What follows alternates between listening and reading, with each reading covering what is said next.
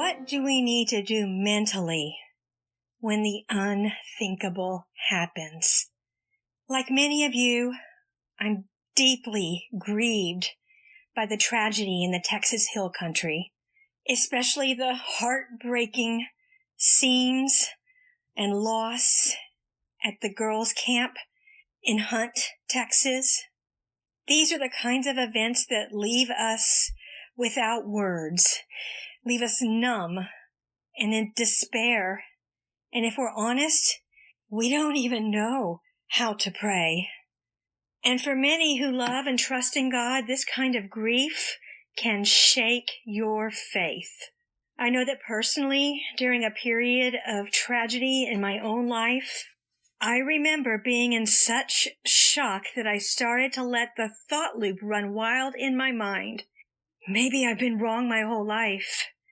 There can't be a God who would allow this. Maybe I've been wrong. There's no God. And I entered a very dark place.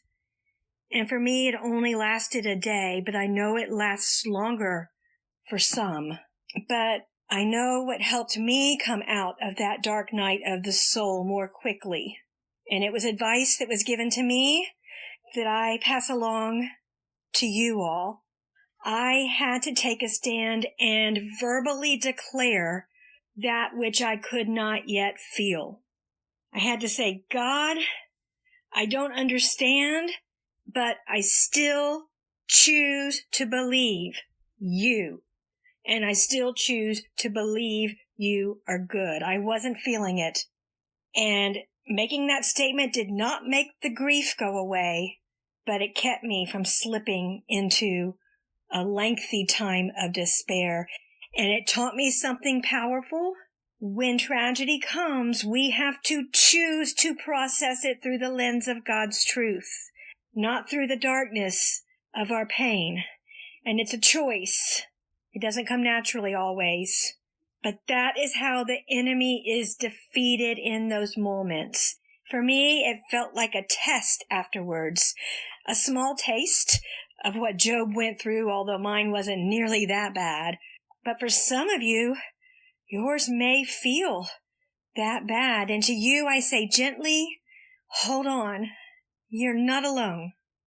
It also reminds us of a truth we often tuck away in our hearts and try not to think about too often, and that is that we are not in control. We are vulnerable. We are fragile. We're human. We wake up and assume the day will go as planned, but we truly have no assurance of even the next hour or the coming afternoon. James 4:14 tells us plainly, you do not even know what will happen tomorrow. What is your life? You are a mist that appears for a little while and then vanishes.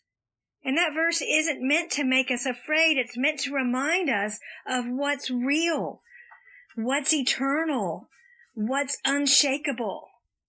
When I hear stories like this, I also hear the voices of people I've known who've experienced devastating grief. And I often ask them, how do you still trust God even after this? And I'm not asking that in an accusation type of way, but in a curiosity way, because it doesn't make sense. Why would we still believe in God even after this? And you know what they say? Because God showed up. He showed up and proved himself in ways that I cannot even explain. He was there for me in ways I could not explain. And in fact, my faith is stronger now because of the tragedy, because he was the only one that could comfort on any level. So I don't pretend to understand suffering, and I cannot explain why the rain fell so much harder than expected, or why the waters rose so fast, or why that dam had to break, or why beautiful lives were lost. But I do know this. God shows up in our heartbreak if we let him. He is strong and faithful.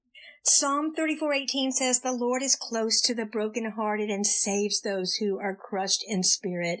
And that is not just a nice poem within the Psalms. It's a truth that many have lived when they've had no strength to stand on their own. And that's why I want to say this, and I say it gently, and I say it with utmost care. Now is the time to stay close to God.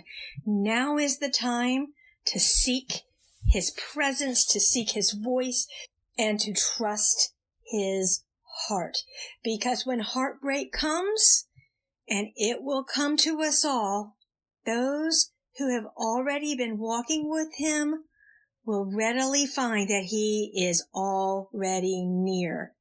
See, God doesn't wait for the tragedy to arrive before He draws close. Now, we might wait for the tragedy to arrive before we draw close to Him, but He's already here. He's there now, right now, in your ordinary day, in your questions. He's even there in your doubts. He's there in your tears. I am praying for every family affected. I'm praying for comfort that surpasses understanding.